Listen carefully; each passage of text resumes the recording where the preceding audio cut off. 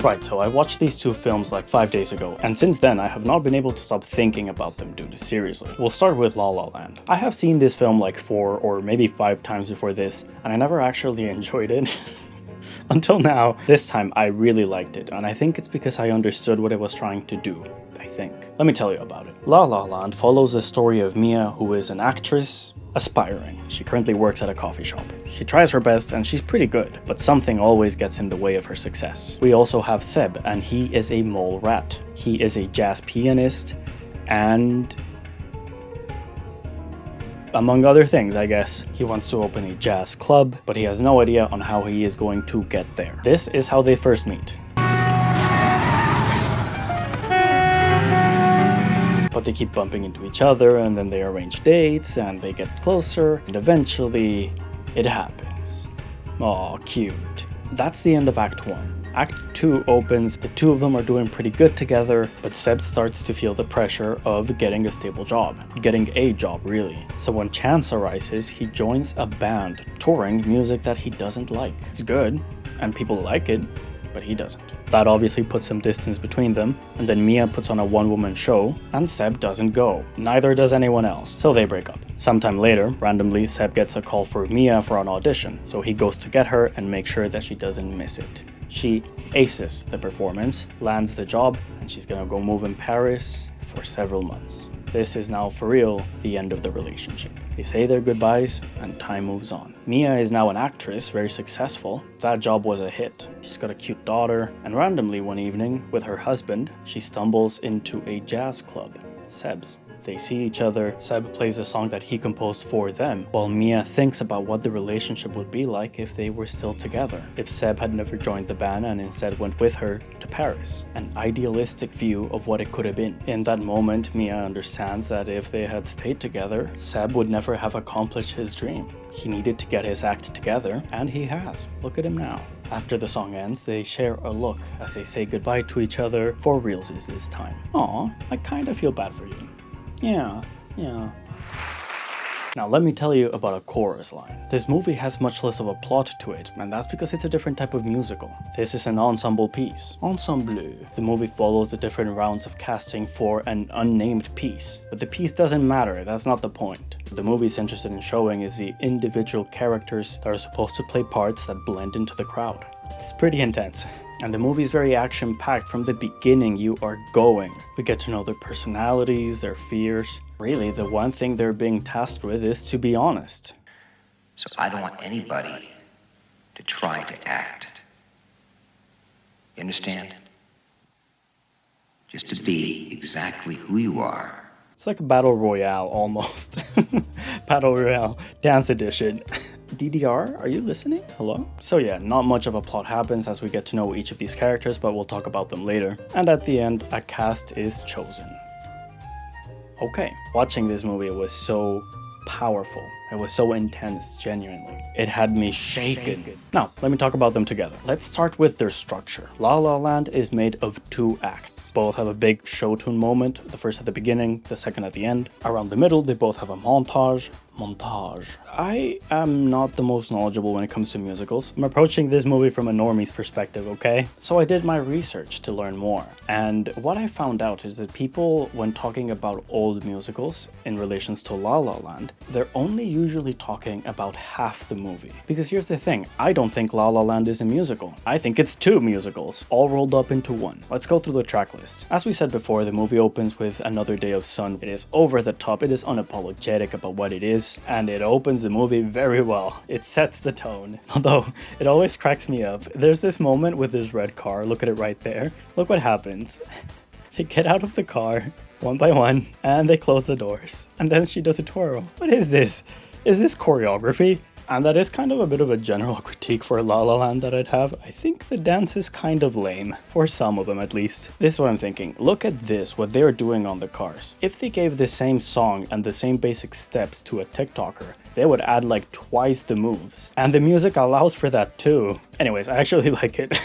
But that is very old-style romantic Hollywood. Someone in the crowd, the same. It is a number where characters break into song and dance in the middle of it to express their true feelings. Mia and Sebastian's theme, put a pin on that one. A lovely night, when words work no more.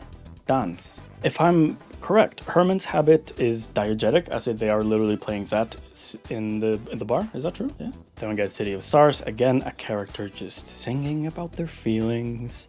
It's romantic. It's very pretty. And then Planetarium, the first montage, at the end of which they kiss.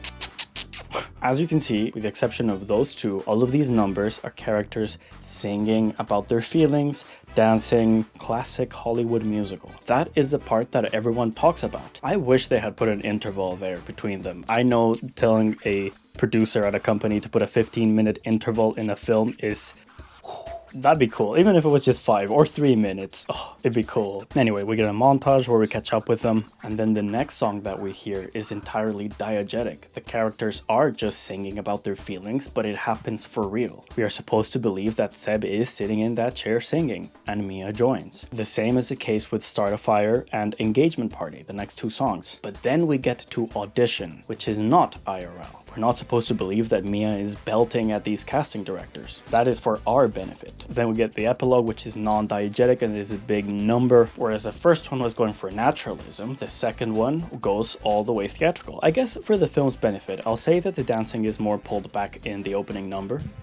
Stop it. Because it's more about just regular people. Big bombastic number B is fantasy, so they can go all the way. The end is a beautiful flare, and then City of Stars humming for the credits. Aww. Now there's a scene with John Legend, I forget his character's name, and Seb. They're talking about how to save jazz. If you want jazz to survive, you have to bring in the new people, the TikTokers. God bless them. Obviously, you can follow your heart how you want, but when it comes to relations, you always have to move forward. And that is what this second part of the movie is. It is edgy. It reflects how the 2 characters see the world. Mia lives in a fantasy, or at least she wants to. Seb wants to stand on his own 2 feet and be proud of what he's done and how he's done what he's done. He's very specific about the club that he wants to open. Seb is edgy. Mia is camp. And it makes sense in the numbers that they have in the other's half. Seb plays a song that happens for real. It even later shows up again from a different perspective. Him playing this did happen. And in the second half, despite being in a very low place, Mia's idea of fantasy is to sing at these people about her feelings. So that's what we get, even if it's not what actually happened. The movie is in conversation with itself. Do you want to be classic and respect the tradition and do things excellently the way people know that they like, or you give them something new and fresh and exciting and passionate? And the movie is set up to provide the biggest gut punches emotionally. The first half bets everything on romance. If you don't care about the relationship, then the movie doesn't work. And then the second half is burdened with reality. Seb being worried about not being able to sustain himself and then seeing that disgusting roof of his is very Catherine coded. Anyway, as we said, the structure of chorus line is very different. Here we get individual numbers in which the characters do sing about themselves. This movie has a much more tenuous connection with what is real and what isn't. The opening number, I Hope I Get It, is big and it has singing and it has dancing, and some of the dancing is not real and some of it is. I've got to get this job. Which is a little bit left up to interpretation. But the rest of the movie are about characters singing about their experience. And it's very interesting because if chorus line is focused on one thing, it is success. It tells you a lot from that, but we'll get into it. Who Am I Anyway is the song that sets up the theme of the entire thing. Who are these people? And what we later get to learn is, does that matter? I don't know where to start with chorus line, so I guess I'm gonna start drawing a comparison to La La Land. Let's talk about Audition and Nothing. What we see on screen is almost the same thing. This lady standing there singing. And they're both non-diegetic. Audition is about inspiration and the essence and the beauty of life. In her song, Morales talks about why she wants to perform. But it's not born out of this sense of inspiration. What made you start dancing? Who knows? I'm Puerto Rican. We jump around a lot. It is entirely about technical mastery. Morales doesn't care about the aunt who drowned in the Seine or whatever. She says, give me a dance, give me a song, and I'll do it. And I'll be great at it. You may think that Morales is cold, but here's the thing. She gets the job. She's doing great, honestly. She's my favorite. And other numbers also talk about the technical mastery that these people are looking for. I Can Do That is a gender role reversal of sibling rivalry. The boy is the one who's good at dancing. We get the perspective on these people about broader things, about gender, about sexuality, about death. about escapism. That is when the movie is at its loftiest, when it really gets into the nitty-gritty of why someone would put themselves in this situation. It's stressful and it's bad and it's rough and it's cold and it's inhumane, and most of the times you won't get the job.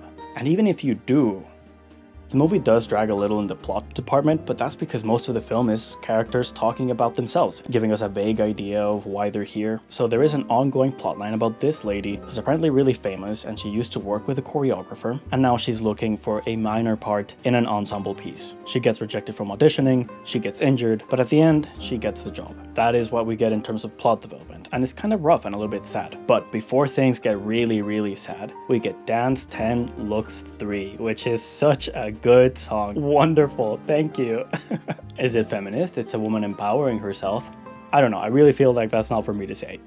The one scene of character inspiration that we get comes in What I Did for Love, where I don't know her name, sings about beautiful art and dance that her and the choreographer have done before. And she appeals to that to try to get cast. That is the extent of any talk about inspiration or art or beauty. And the closing number, called One, is one of my favorite pieces of cinema ever. It is a wonderfully shot rendition of the dance that they were rehearsing for this whole time. They're all dressed the same, they all look the same, they all move the same, and with just some camera brilliance, the stage suddenly gets crowded of nameless, faceless people, crazy, desperate to just have a chance of a shot of a job where it is so entirely thankless.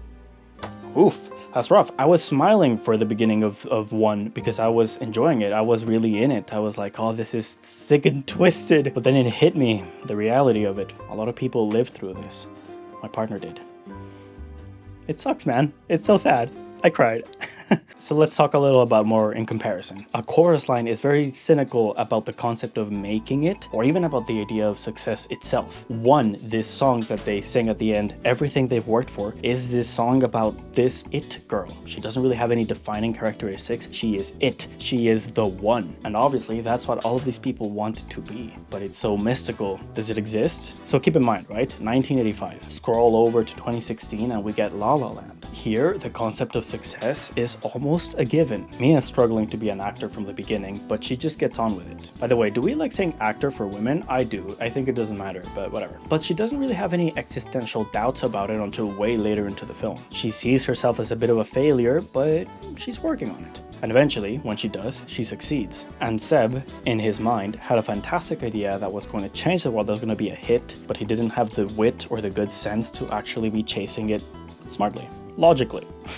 With a plan, Seb. But when he does, he is successful and he opens the jazz club. It's almost like success is waiting to happen to these people. It's always going to be there, you just have to be ready for it. And while this is extremely romantic about the practice of acting and the industry and careers, how they form, I think it's very understandable why this doesn't play a part of the movie. A chorus line is extremely edgy about what it's doing. It is cynical and it is angry and it is spiky. On the other hand, La La Land doesn't want to affront these injustices. What this movie wants to do is provide escapist fantasy. So the world just works for these people. Whereas a chorus line, even if it works, it doesn't.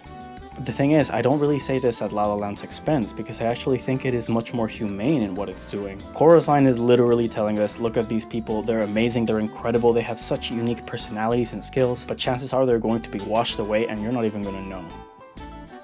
Bro. So I understand when another movie came out about it, at a time where the industry was not having a good time, right before one of the worst times, actually, the movie is much more kind about it. So honestly, good for them. Yeah, I like both these movies a lot. GG's to Richard Attenborough and Damien Chazelle. You guys done good. See you next time. Bye.